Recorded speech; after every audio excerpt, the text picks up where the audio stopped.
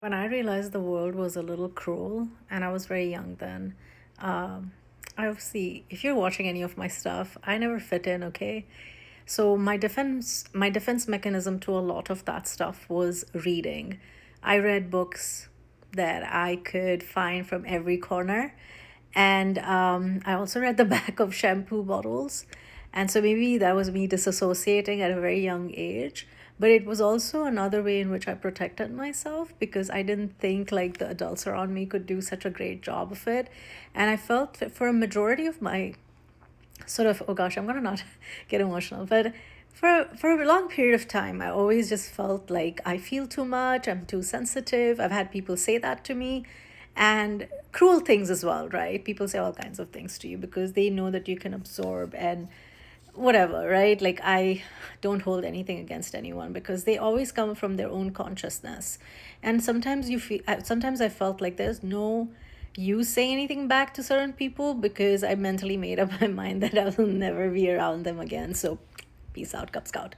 But when I realized that I had to protect myself emotionally, especially, oh gosh, I'm gonna pause. Yeah, so what I would do is, like I said, I would read books and whatnot. And one of the things I had to also deal with was hiding. And in that phase of my life, there was a lot of who I was that felt like it was under wraps. Like I wouldn't let people see certain aspects of me and I wouldn't share too much and whatnot. And then I quit my corporate job almost 8.5 years ago. And I'd already started sharing online and stuff. So it was very second nature to me. But this is for anyone. Okay, I don't know who this is going to reach and if this is making sense or not. This is like the the one video I feel like I'm nervous because I feel like I'm sharing too much. And I share a lot, by the way. So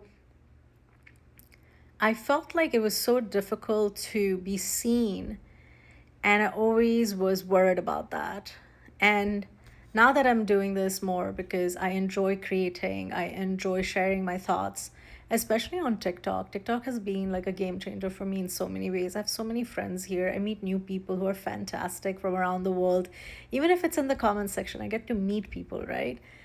But if you are somebody who has had similar experience where you've had to quieten yourself, your voice, or your inner sort of like your gut feeling, I just want you to know that I would say be patient with yourself. Keep working on yourself. You will find your community.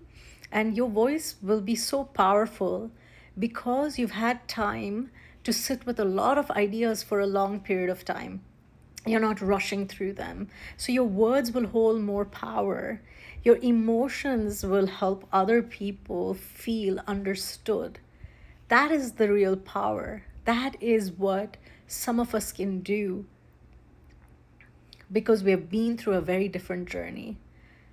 So, to anyone listening to this, it's a message of love and definitely a message of hope, in that you have to understand you are inherently worthy of being here, that you are loved by people that you have not even met, and you matter, and your voice matters, and the way you look at things matter.